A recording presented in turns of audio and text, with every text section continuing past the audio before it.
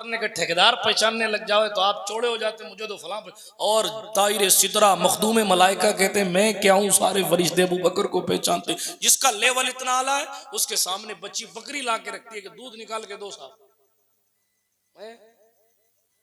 और वो ये निकाल के दिया करते थे। जब खलीफा बन गए हुजूर के विसाल के बाद, उन्हीं बच्चियों में से एक बच्ची उधर से गुजरी और ये कहते हुए गुजरी, कहा हुजूर अब तो आप खलीफतुल मुस्लिमीन बन गए हैं, अब तो आप बकरी का दूध नहीं निकालेंगे। इतना सुनना था कि सदाकत का ताजदार वहीं जमीन पर बैठ गए और फरमाया मैं हुजूर की उम्मत पर हुक्मरानी करने के लिए नहीं, अल्लाह रसूल को राजी करने और उम्मत मुस्तफ़ा की खिदमत करने के लिए हुक्मरान बना। ये उनके जज्बात थे। क्या मकसद था? अल्लाह को राजी करना, रसूल को राजी करना। आज हम इतने होशियार बन गए हैं कि जानते हैं कि अपना घाटा हो रहा है लेकिन सामने वाले का फायदा हो रहा है, तो कभी ये नहीं सोचते कि चलो हुजूर की उम्मत का ही तो फायदा हो रहा है, जाने दो उसका फायदा ही सही, मेरा घाटा सही नहीं। मेरा घाटा कैसे हो सकता है? मैं कोई बेवकूफ थोड़ी हूँ।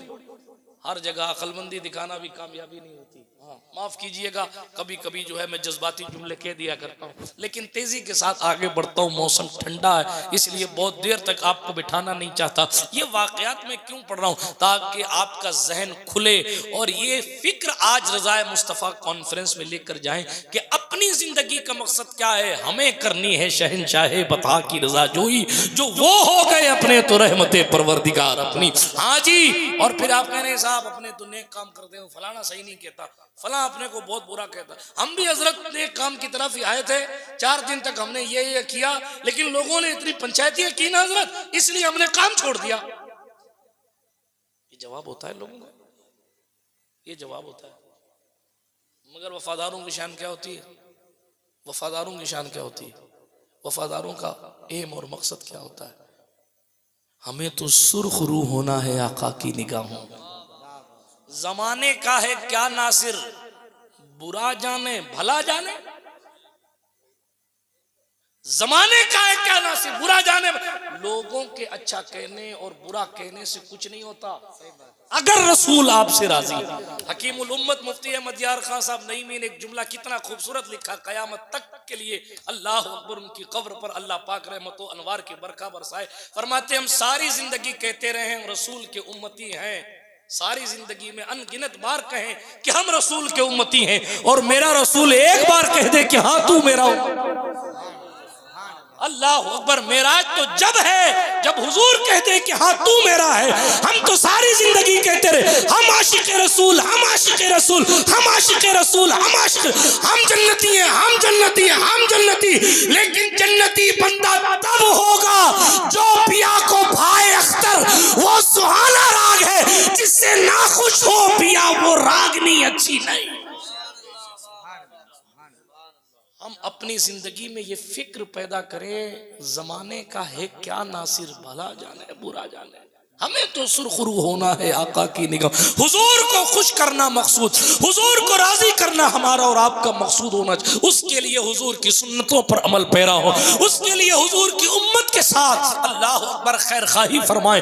उसके लिए मैंने जो बीच में भी ये कहा कि रिश्तेदारों को जोड़ने में मेहनत की जाती है, ये इसकी भी नीयत का किबला दुरुस्त करें कि हुजूर की रजा के लिए हम सिर्फ अपनी इज्जत सोसाइटी में बचाने के लिए नहीं कि फूफा जी नहीं आएंगे तो लोग क्या कहेंगे, बल्कि इसलिए कि सरकार ने फरमाया आपस में मुआखात रखा करो, मोहब्बत रखा करो। सरकार ने फरमाया जो रिश्ते तोड़ता है वो जन्नत में नहीं जाएगा। आज तो सेठ साहब का लहजा होता है ना, अरे हमारा घर थोड़ी चलाते हैं वो उनके रास्ते हम अपने रास्ते। सियासत्ता की हदीस है, सही मुस्लिम की हदीस है, हुजूर फरमाते हैं नहीं दाखिल होगा जन्नत में रिश्ते तोड़ देने वाला। आप तो कह रहे हैं मेरे पास तो बोर्डिंग पास है मैं तो जन्नत में जाऊंगा। कमाल का दौर आ गया। अल्लाह रहम फरमाए, अल्लाह रहम फरमाए। कभी कभी ताज्जुब होता है कि हम किधर आ गए। वो अंधेरे ही भले थे कि कदम राह पे थे, ये उजाले ले आए मंजिल से बहुत दूर हमें। स्टेजों पर जलसों में तो चकाचौंध बहुत बढ़ गई है, बदन का जाहिरी लिबास तो बहुत अच्छा हो गया है, मगर माफ़ करना दिल में अंधेरा बढ़ता चला जा रहा है। हालांकि कुरान ने कहा क़द अफ़लह मन तज़क्का, फलाह वही पाएगा जिसने तज़किया नफ्स किया है। उसके माँ सिवा किसका क्या बनेगा, मैं तो इतनी हैसियत नहीं रखता कि मैं आपको बताऊं कि क्या बनेगा, लेकिन मैं सिर्फ आज अपने इसी टॉपिक पर बात कर रहा हूं कि हम और आप अपने रसूल को मनाने की कोशिश करें, अपने खुदा को मनाने की कोशिश करें। अल्लाह अकबर। ज़रा देखें, मुस्तफ़ा करीम सल्लल्लाहु अलैहि वसल्लम तशरीफ़ फरमाए। हुजूर अलैहिस्सलाम उहुद के दिन सरकार आयशा से हुजूर ने फरमाया था, आयशा उहुद का दिन तकलीफ दे दिनों में से एक दिन था। हाँ, आपने सिर्फ, माफ कीजिएगा जुमले कड़वे लगे तो, सिर्फ सूरज को पलटने और चांद के टुकड़े होने की बातों पर ज्यादा तवज्जो दी। ये नहीं देखा कि उहुद में इसी चांद के टुकड़े करने वाले ने पत्थर खाए थे, हाँ, तीर लगे थे, दांत शहीद हुए थे, जख्मों से चूर चूर थे। मुअर्रिखीन की सुने तो एक मुस्तफ़ा जान रहमत सल्लल्लाहु ताला अलैहि वसल्लम ने कदम पीछे लिया तो एक गड्ढा सा था, उसमें तशरीफ फरमा हो गए थे। सरकार अबू बकर उमर या हजरत उमर व अली ने सहारा देकर ले जाकर पहाड़ के किनारे बिठाया था। कभी पढ़े उहुद,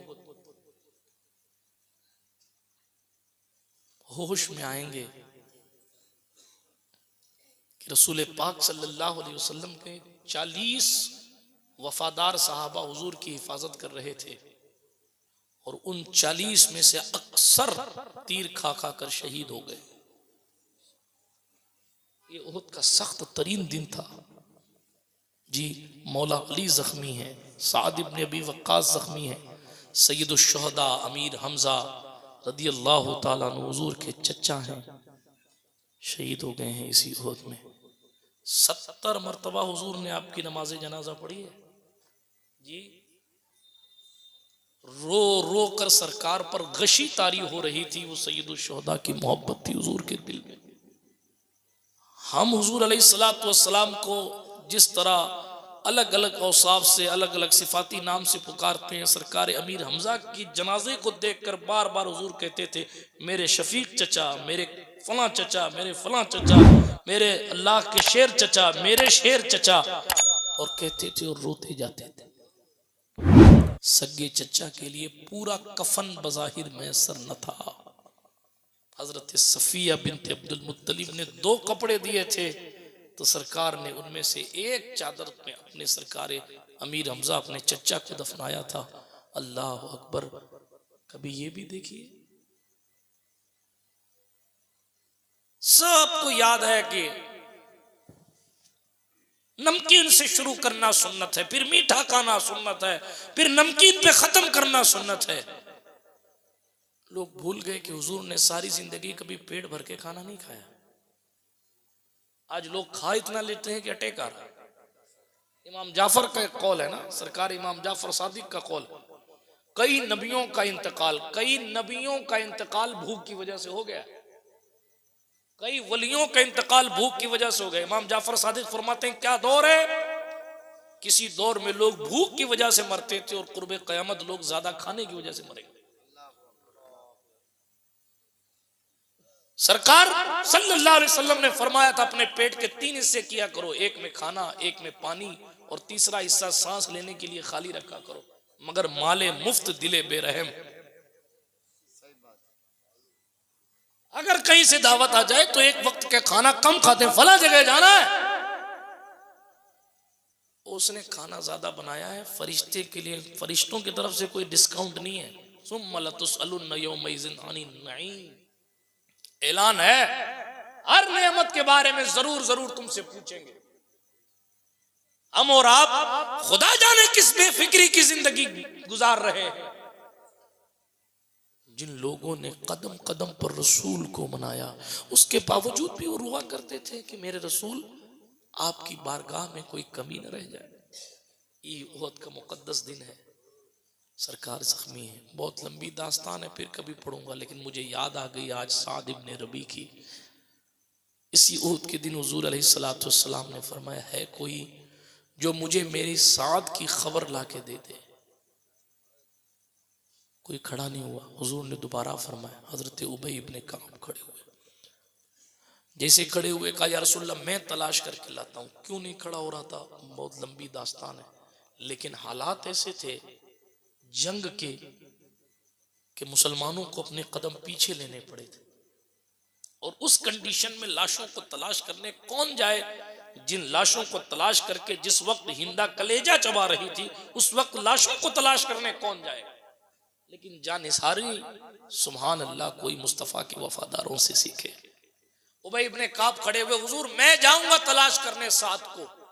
हुजूर ने फरमाया सल्लल्लाहु अलैहि वसल्लम, साद से मुलाकात हो तो मेरा सलाम कह दे। सुभान अल्लाह, जोर से बोलिए सुभान अल्लाह। सारी कायनात हुजूर पर सलाम भेजती है, लेकिन हुजूर अगर किसी पर सलाम भेज दे, मेराज है जिंदगी की ना। सुभान अल्लाह। फरमाया साद से मुलाकात हो तो मेरा सलाम कहना। उबई इब्ने काब कहते हैं मैंने साद को बहुत ढूंढा मगर साद मुझे न मिलता था। मैंने लाशों में ढूंढा, मुझे साद न मिला। जख्मियों में ढूंढा, मुझे साद न मिला। मैंने लाशों को तलाश किया, साद न मिला। आखिर में जाकर एक जगह मुझे साद इब्ने रबी मिले। 17 लाशों के नीचे दबे हुए करा रहे थे। तो लंगर तक ही रह गए ना, पुलाव बिरयानी और फला झूठा FIR हो जाए तो वजूद लरस जाता है, तब तहज्जुद याद आती है। देखे कुर्बानियों का लेवल क्या था। 17 लाशों के नीचे एक्सीडेंट देखकर दिमाग खराब कर लेने वाला मुसलमान उस 17 लाशों को देख के बेहोश होकर जमीन पे गिर जाता। मगर क्या नसीबे हैं तेरे यारों के। हजरत उबई इब्ने काब कहते 17 लाशों को मैंने इधर उधर किया, मुझे साद की आवाज सुनाई दी। साद को मैंने सलाम कहा। साद जख्मों से चूर चूर था। नेज़े उसके बदन पर लगे थे, भाले उसके बदन पर लगे थे, तलवार के निशान उसके बदन पर, तीरों से जख्मी उसका बदन था, लहू लुहान उसका जिस्म था। अभी थोड़ी देर पहले सही सलामत देखा था, अभी लहू लुहान। अल्लाह अकबर। लेकिन मैंने खुद को संभालते हुए कहा साद तुझे आखिरी नबी सैयदुल अंबिया ने सलाम कहा है। ऐसा लग रहा था कि जाती जाती रूह पलटकर वापस आ गई। आंखें खोल दी और आंख खोलकर उठने की कोशिश की, लेकिन उठ न सके। ये एहतराम सलाम रसूल था, ये एहतराम कासिदे रसूल था। मेरे मुस्तफ़ा का सलाम लाए हो। उठने की कोशिश की लेकिन उठ न सके। अल्लाह अकबर कबीरा। क्या नसीबे हैं तेरे यारों के, उठ न सके इसलिए कि इतने ज्यादा जख्म लगे हुए थे कि साथ खुद को संभाल न पाए। उबई इब्ने काब से कहा मेरे सरकार को कहना ए अल्लाह के रसूल, मैंने लैलतुल उक़बा में किया गया वादा निभाया है। मैंने आपसे बेवफाई न की। जिस दुश्मन ने मुझ पर वार किया, साद ने उन सबको वासिले जहन्नम किया है। ये 17 लाशें इस बात की गवाह हैं कि ये 17 लोगों ने मुझ पर हमला किया, लेकिन मैंने इन सबको जहन्नम पहुंचाया और इस वक्त मैं जख्मी हूं। लेकिन मैं चाहता हूं कि हुजूर की दहलीज तक पहुंचूं, मगर मेरे महबूब को कहना अब मेरा जिस्म इजाजत नहीं देता, मैं उठने के लायक नहीं हूं। मेरा सलाम बारगाह रिसालत में पेश करना और मेरे अंसार से कहना सुनो लोगो, तुम्हारे होते हुए अगर मुस्तफा जाने रहमत को कोई तकलीफ पहुंची, अल्लाह अकबर, कयामत के दिन तुम्हारा सरदार तुम्हारी गिरबान पकड़ लेगा। कयामत के दिन तुम्हारा सरदार रब की बारगाह में तुम्हारी शिकायत करेगा। लुट जाना, मिट जाना, कट जाना, फट जाना, मर जाना, मगर महबूब अरबी के वजूदे नाज पर खरोच मत आने देना। हमने हुजूर से वफादारी का वादा किया है। अल्लाह अकबर। जान जा रही है, जिस्म जख्मों से चूर चूर है, वफा कर चुके हैं, मगर फिर भी वफा का आलम यह है कि वफा सलाम कर रही है। खुद जा रहे हैं, इसी पर इक्तिफा नहीं बल्कि अपनी कौम को जाते जाते ये पैगाम पहुंचा रहे हैं। हुजूर इतने कीमती हैं कि हुजूर के बदन पर खरोच ना आए, अगरचे तुम्हारी जान चली जाए। सरकार साद का पैगाम लेकर इतना कहा, एक खिचकी आई, सरकार साद दुनिया फानी से तशरीफ ले गए। इन्ना लिल्लाहि व इन्ना इलैहि राजिऊन। ये उहद का शहीद हुजूर अलैहिस्सलाम की खिदमत बाबरकत में पहुंचे। हज़रत उबई इब्न कअब वाक़या सुनाए, हुजूर रोते थे और हाथ उठाकर दुआ करते थे, ए अल्लाह मैं इससे राजी था, तू भी इससे राजी रहना। बिरादराने मिल्लत इस्लामिया, ये मुस्तफ़ा जान रहमत के वफादार, इन लोगों ने अल्लाह को उसके रसूल को राजी करने के लिए इतनी मेहनतें की। हाँ, और हमारा हाल ये है कि मस्जिद में जाते हैं तो भी मेहनत नहीं करते, जलसे में आते हैं तो भी मेहनत नहीं करते। कोई मोबाइल में लगा रहता है, कोई गुटके में लगा रहता है, कोई दाएं बाएं लगा रहता है, कोई इधर देख रहा है, कोई उधर देख रहा है। जलसे ज़हनी अय्याशियों के लिए नहीं होते, सच्चाई है सच्चाई। जलसे अपने मुस्तफ़ा को राजी करने का तरीका सीखने के लिए होते हैं। मदरसे चंदा खाने के लिए नहीं बनाए जाते, मदरसे खुदा की मारिफत सिखाने के लिए बनाए जाते हैं, ताकि तलाश किया जाए और उस रास्ते को जिस रास्ते से खुदा की मारिफत हासिल।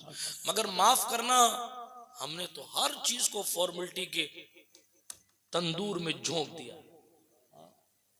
नमाजों का क्या हाल है, फटाफट मुर्गे की ठोंक की तरह खटा खट। ओहो अल्लाह रहम, अव्वल तरीन तो पढ़ता नहीं, जाता भी है 2 रकात पढ़ने के लिए तो यूं गया और यूं आया।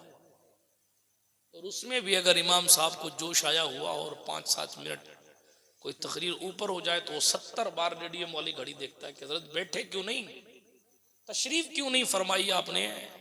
अल्लाह अकबर, ये तरीका है राजी करने का। मैं कोई खतीब नहीं, पहले कह चुका, सिर्फ एक सवाल है जो आपके दस्तरखान पर रख रहा हूँ, हम कितने मेहनत करते हैं अल्लाह को उसके रसूल को राजी करने। अपने आप से पूछिए, सबसे बड़ा मुफ्ती आपका दिल है।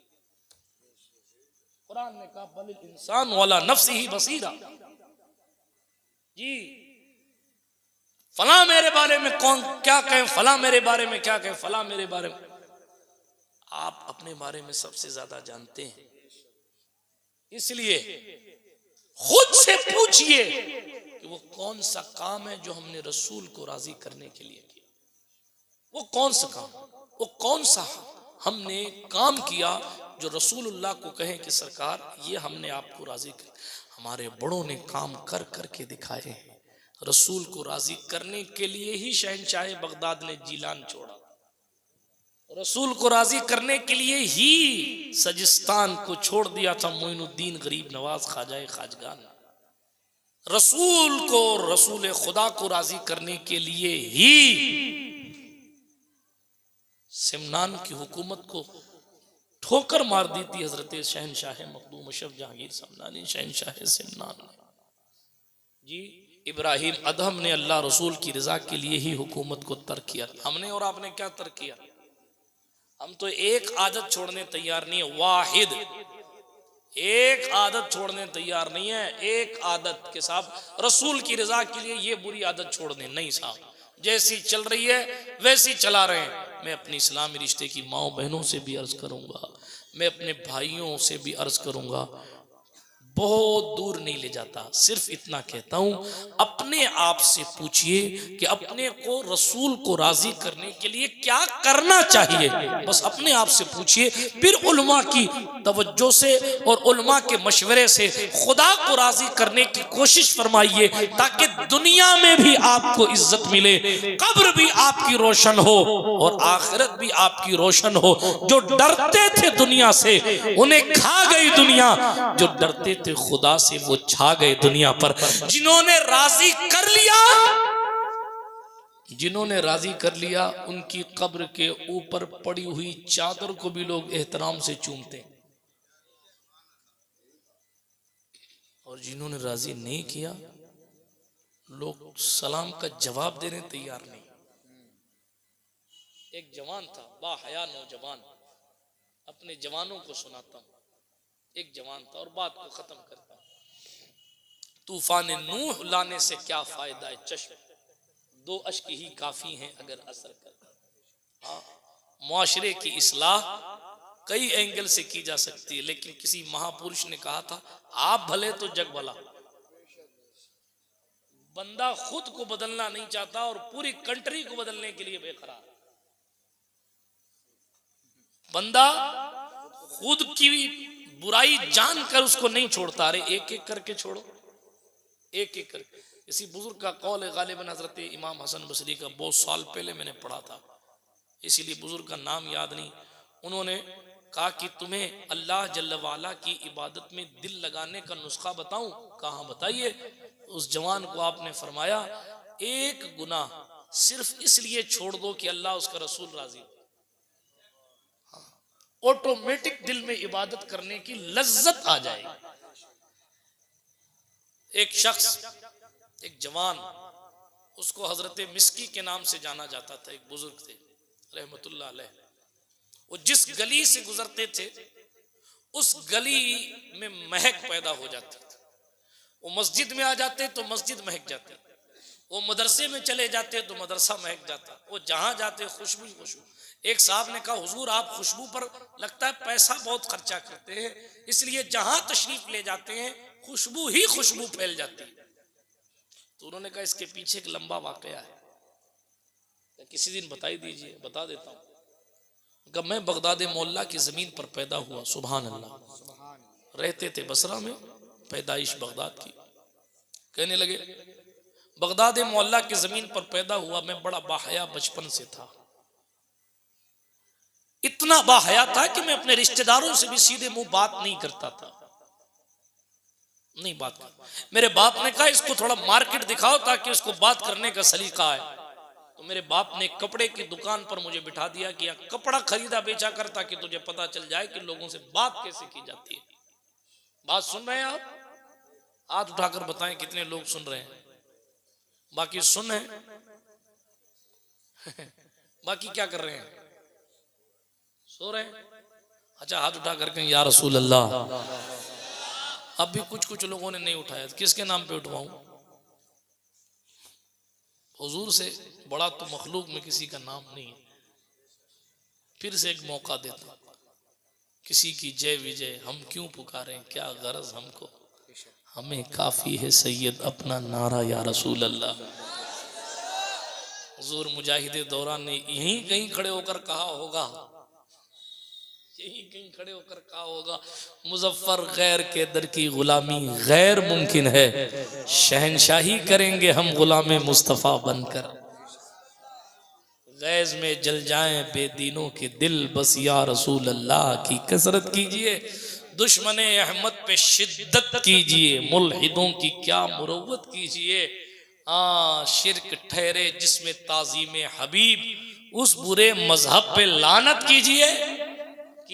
चर्चा उन्हीं का सुबह शाम, जाने काफिर पर कयामत कीजिए। हाथ उठाकर कहें या रसूल अल्लाह। माशाअल्लाह। आगे चलिए, वाकया पूरा कर दूं, थोड़ा सा बार बार रिफ्रेश करना पड़ता है ना। मौलाना फाजिल साहब से पूछिएगा, ये आपको बताएंगे। कंप्यूटर जब हैंग होने लगता है तो उसको रिफ्रेश करना पड़ता है। हाँ, इसलिए कि सर्दी की रात है, 12 बज गए, चेहरों पर बजे, उससे पहले तकरीर खत्म कर दी जाए।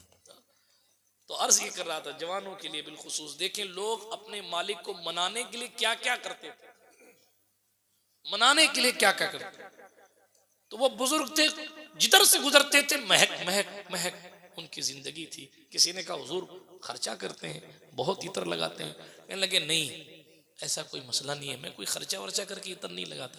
कहा, फिर ये खुशबू इतनी कैसे आती? कहने लगे, अल्लाह अकबर, मैंने अभी अर्ज़ किया आपसे कि मैं बड़ा बाहया था। मेरे बाप ने कपड़े की दुकान पे बिठाया, लोगों से बात करेगा, बोलेगा तो तुझे बोलने का ढंग आएगा, कुछ दिल खुलेगा।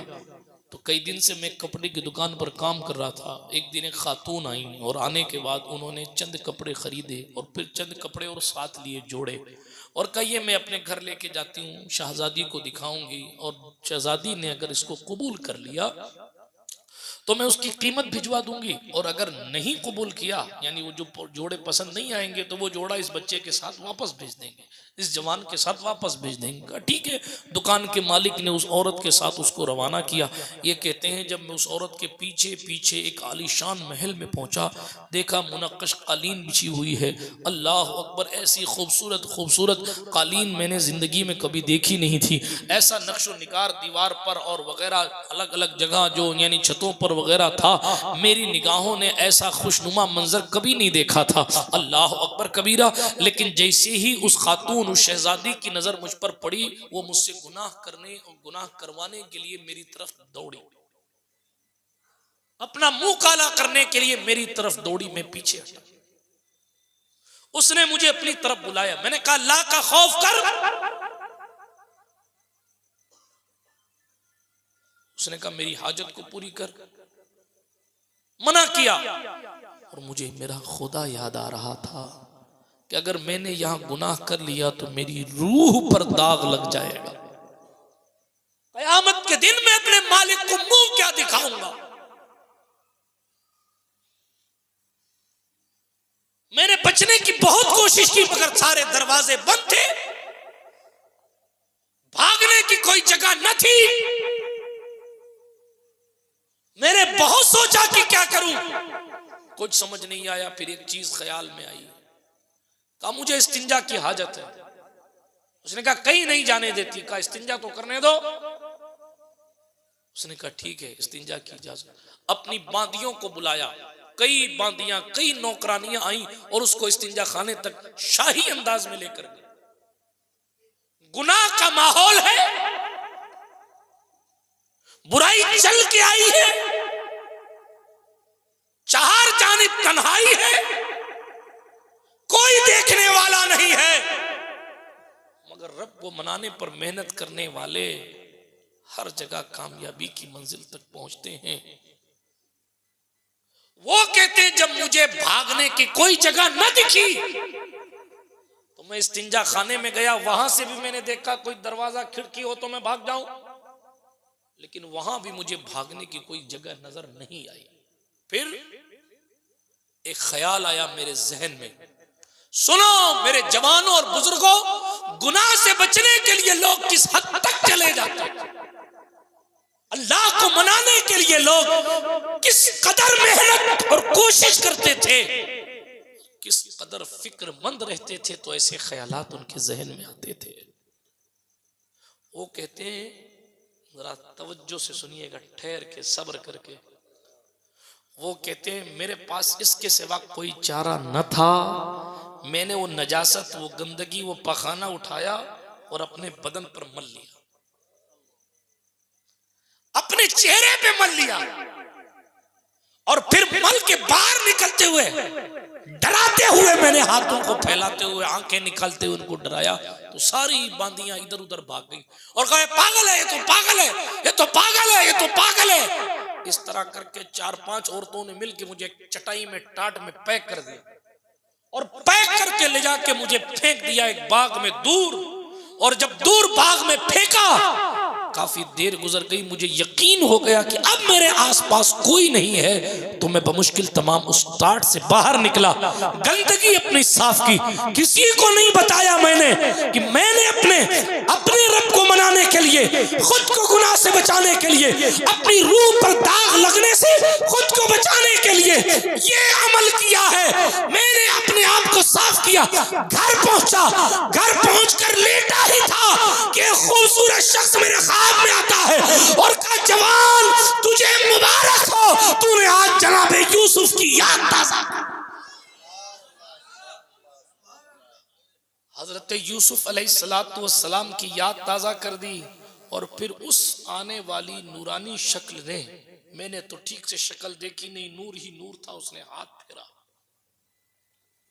फेरा और हाथ फेरते हुए कहा जानता है मैं कौन हूं?